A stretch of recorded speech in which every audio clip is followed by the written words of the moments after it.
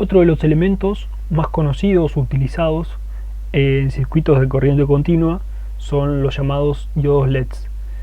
Esto tiene la particularidad de dejar pasar la corriente en un solo sentido y en el otro sentido no dejarla pasar.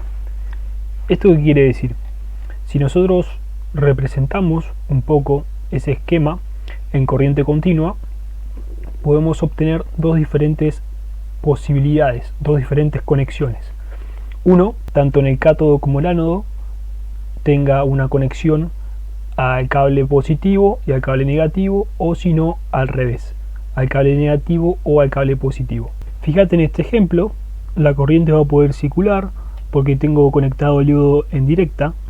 Conectar el diodo en directa quiere decir que tengas una conexión entre el ánodo y el cátodo, ¿sí? El ánodo en el cable positivo y el cátodo en el cable negativo. Cuando se genera una diferencia de potencial entre este circuito, las cargas se van a poder mover por este conductor, por esta pata, van a poder pasar por este elemento que está en el ánodo, que se llama resistor. ¿Qué es un resistor? Bueno, es un elemento resistivo, es un elemento pasivo, al igual que el diodo LED. Lo que nos hace es limitar la circulación de corriente por la pata de este LED.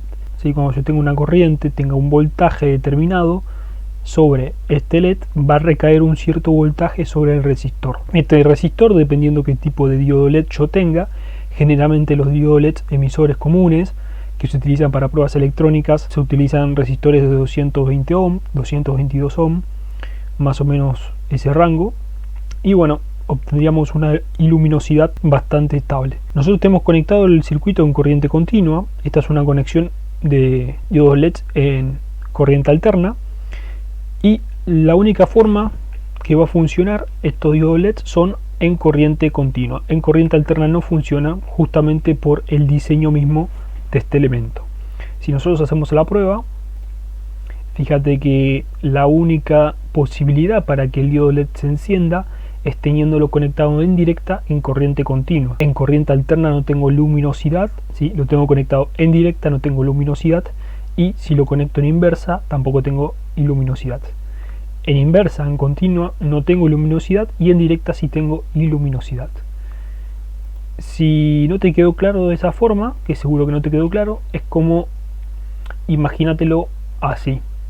Yo tengo el diodo LED, tiene esta simbología, tengo un triangulito, y como si tuviese una línea en la punta de este triángulo. Vos tenés un circuito conectado, ¿sí? Imagínate que está bien diseñado. Acá en el Paint es medio complicado dibujar, pero bueno, lo quiero hacer más o menos de forma rápida para que se pueda entender.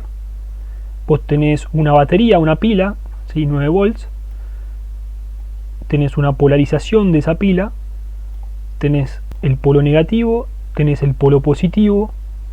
Se va a inducir una diferencia de potencial en este punto y va a circular la corriente hacia este lado, ¿sí? La corriente va a circular a este lado, pero ¿qué pasa? Va a llegar a este punto en el cual el diodo está polarizado en inversa. Fíjate, es este caso, el diodo está polarizado en inversa. Si el diodo está polarizado en inversa, no va a pasar la corriente. No va a pasar la corriente. La única forma de que pase la corriente es si yo cambio la polarización de la fuente o la polarización del LED. En este caso, cambio la polarización de la fuente, coloco el lado negativo, el lado positivo, ¿sí? Y se va a inducir una diferencia de potencial que me genera la corriente, haciendo pasar la corriente por este diodo, y se tiene esta dirección de corriente. En este caso caemos en el primer ejemplo, que es este, y tenemos iluminación. Tenemos un circuito cerrado.